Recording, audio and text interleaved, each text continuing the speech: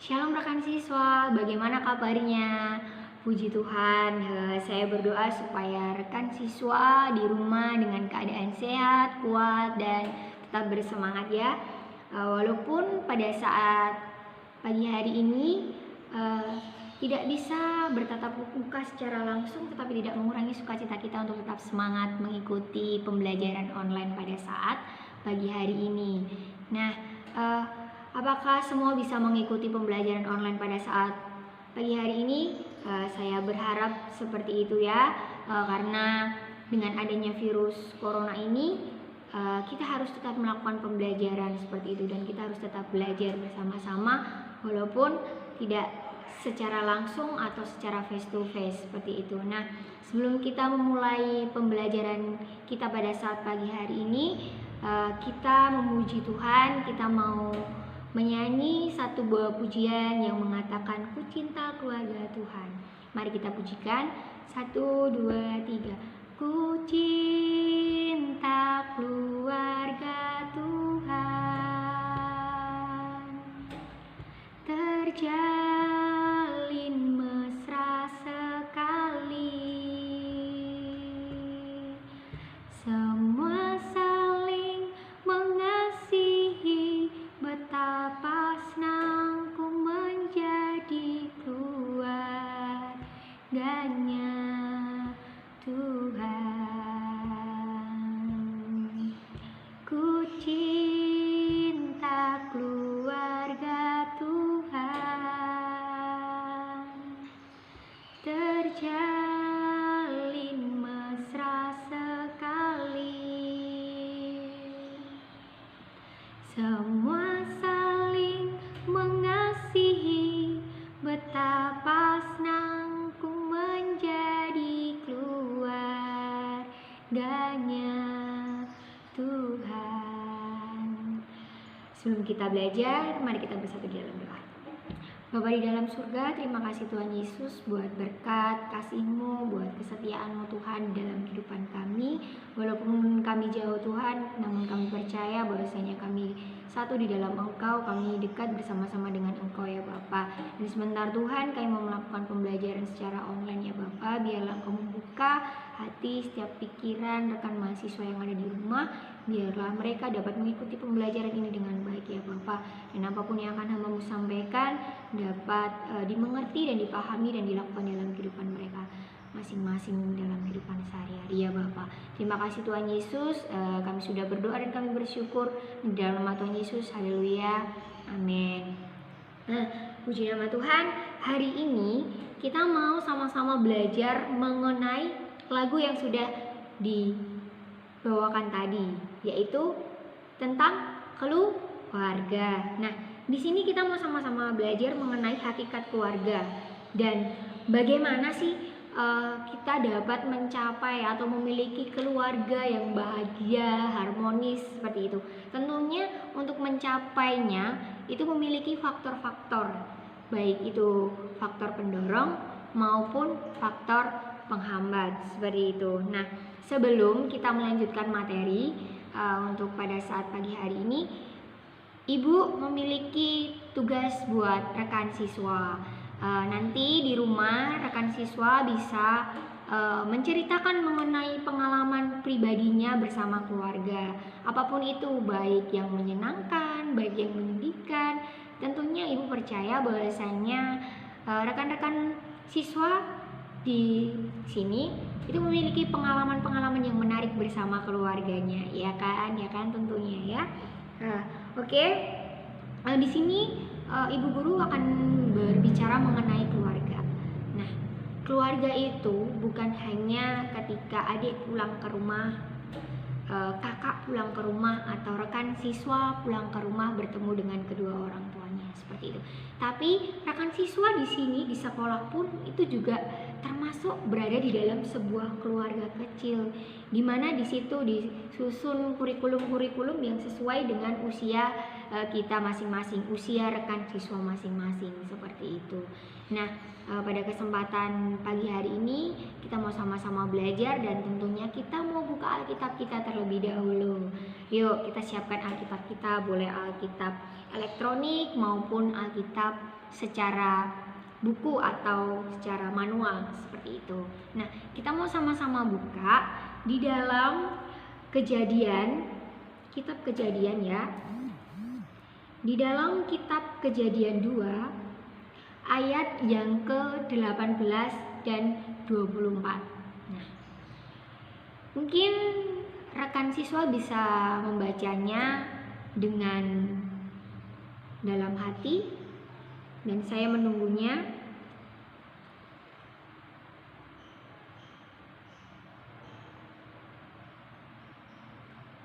Oke.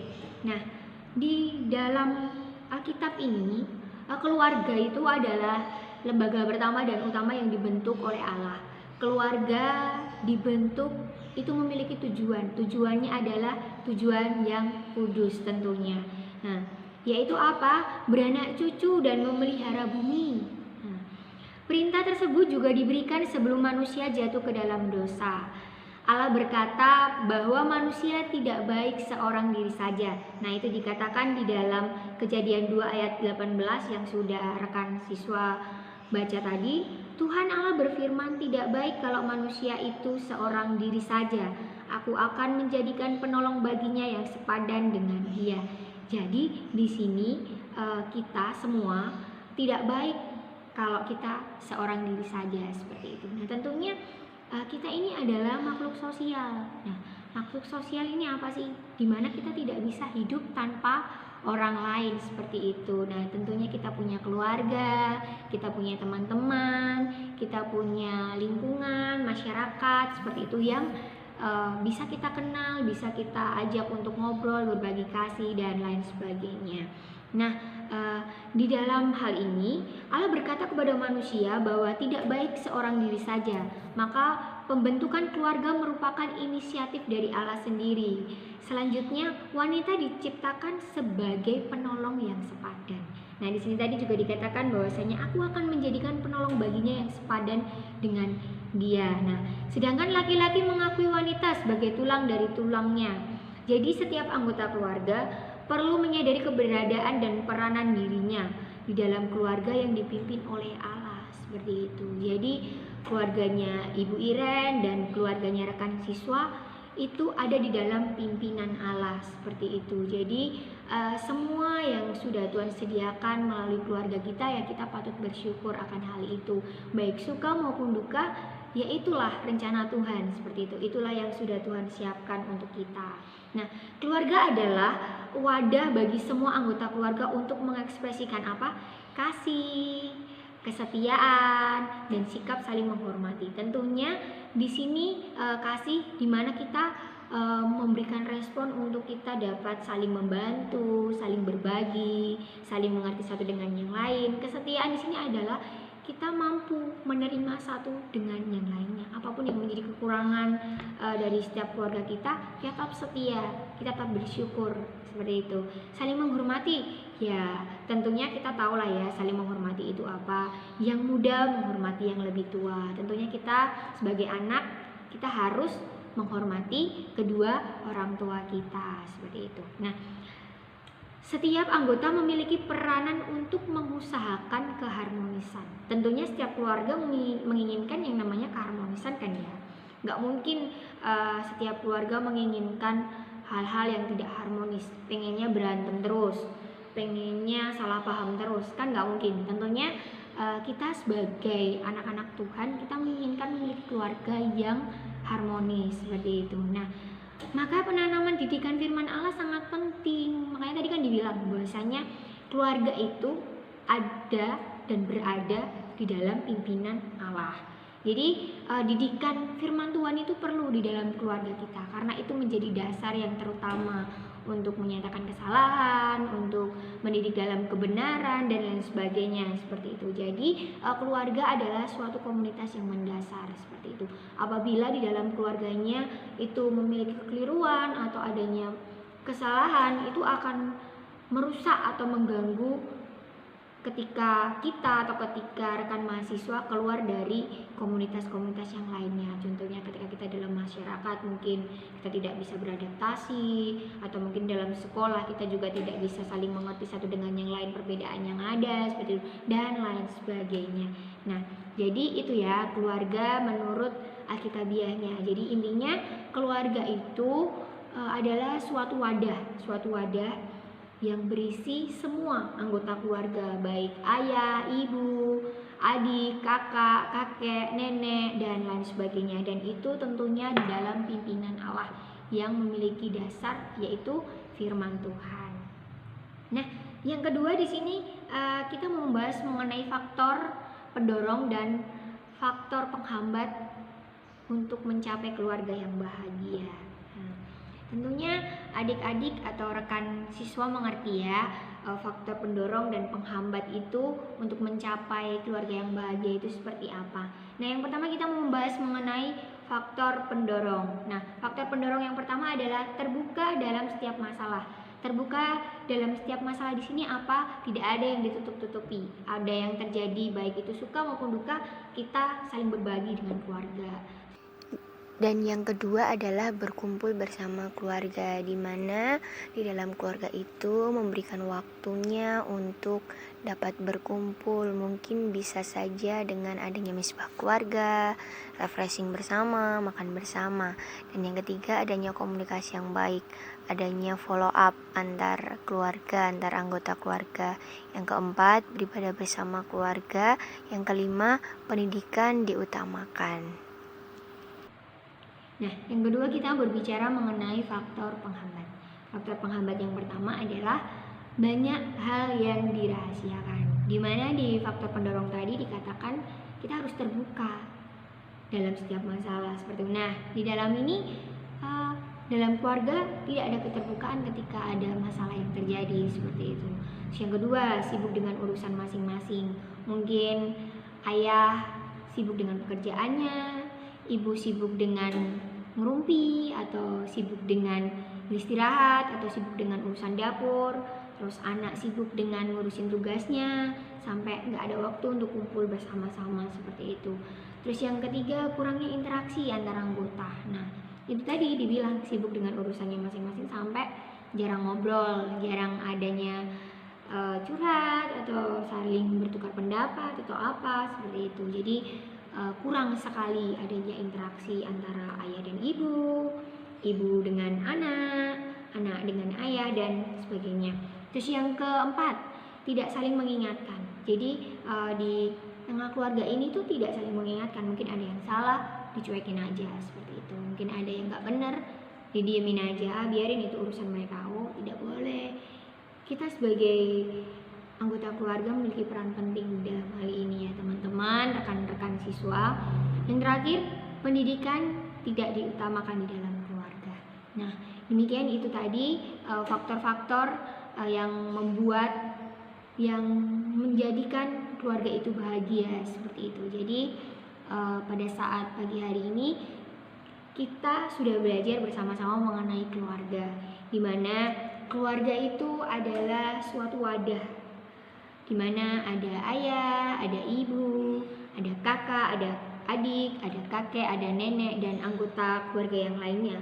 Nah, di situ kita harus sama-sama mengekspresikan kasih, kesetiaan, dan saling menghormati satu dengan yang lainnya.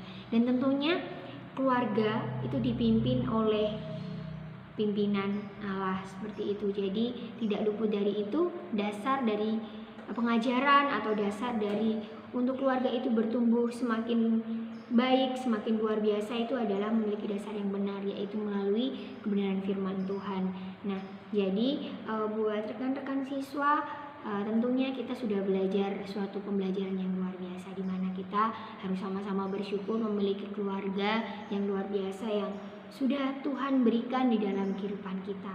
Karena keluarga ada, itu karena inisiatif Allah sendiri. Seperti itu, ada rencana yang indah yang Tuhan sediakan atas keluarga kita. Jadi mari kita sama-sama kembali ke rumah nanti, kita sama-sama memperbaiki apa yang perlu diperbaiki. Mungkin jarang berkumpul, yuk bangun misbah keluarga mungkin, atau makan bersama. Pokoknya hal-hal yang sekiranya tidak baik, yuk kita mari sama-sama perbaiki di dalam keluarga kita. Nah, sekian mungkin pembelajaran online pada saat pagi hari ini. Saya yakin dan percaya rekan siswa dapat memahaminya dengan baik dan dapat melakukannya di dalam kehidupan keluarganya masing-masing. Sebelum Ibu Guru menutup di dalam doa, Ibu Guru rindu rekan siswa membuka kitab kita di dalam Mazmur 133 ayat yang pertama. Kita mau buka bersama-sama di dalam Mazmur 133 ayat yang pertama. Ibu Guru akan membacakannya. Demikian bunyi firman Tuhan. Persaudaraan yang rukun, nyanyian ziarah Daud. Sungguh alangkah baiknya dan indahnya apabila saudara-saudara diam bersama dengan rukun. Mari kita bersatu di dalam doa. Bapa di dalam surga, terima kasih Tuhan untuk pembelajaran online pada saat pagi hari ini.